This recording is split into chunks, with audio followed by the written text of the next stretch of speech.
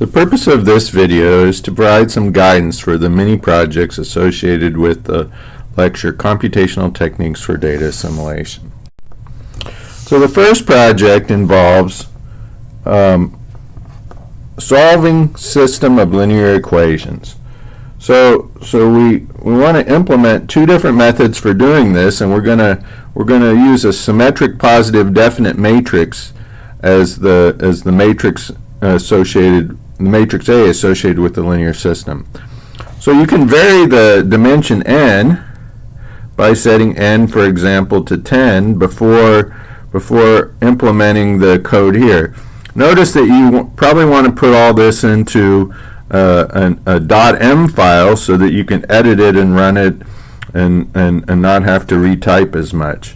So the idea here is to calculate this matrix A, find a vector B for which we know the answer x.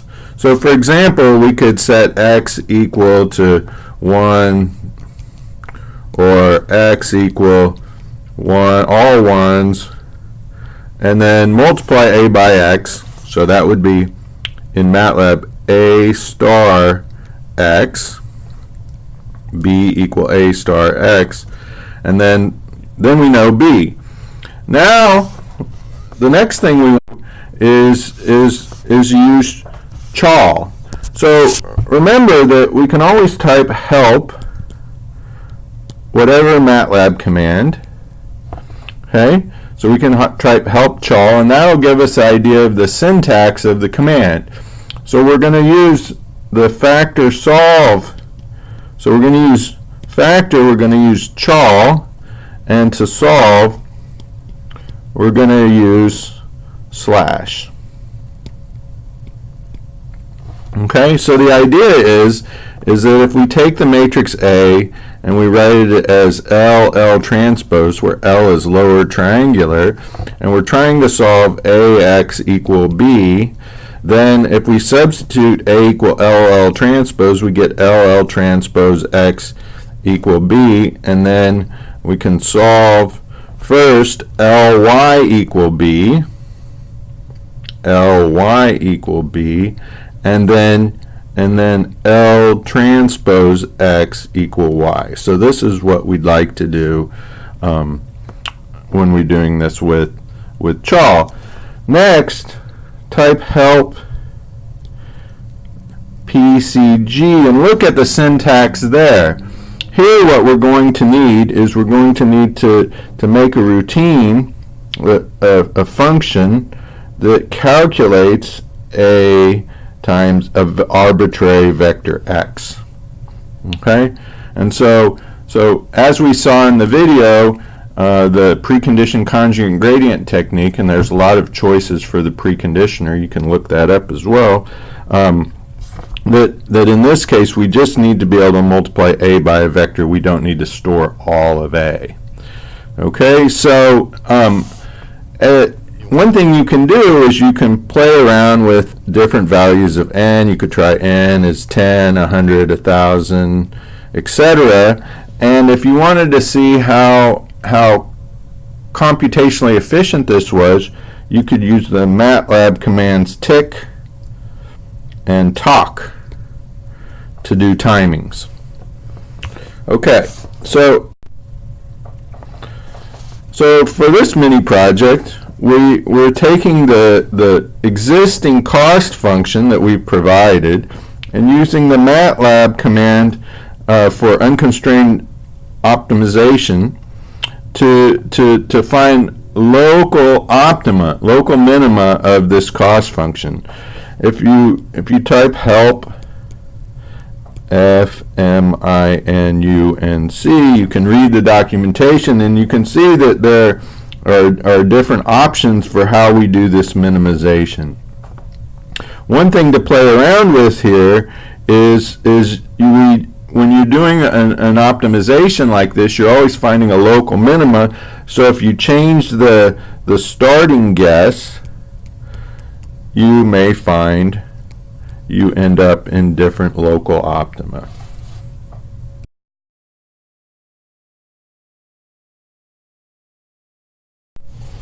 So this mini project involves solving for initial value ordinary differential equation. So first download these files here and run the drivers for Lorenz 63, okay, and then write a driver for Lorenz 95. So if you're not familiar with Lorenz 95, you can type Lorenz 95, sometimes it's referred to as Lorenz 96, and look it up on Wikipedia. It has a fairly simple form. The form of it looks like this, plus n of x. So there's a linear term. The x is a vector.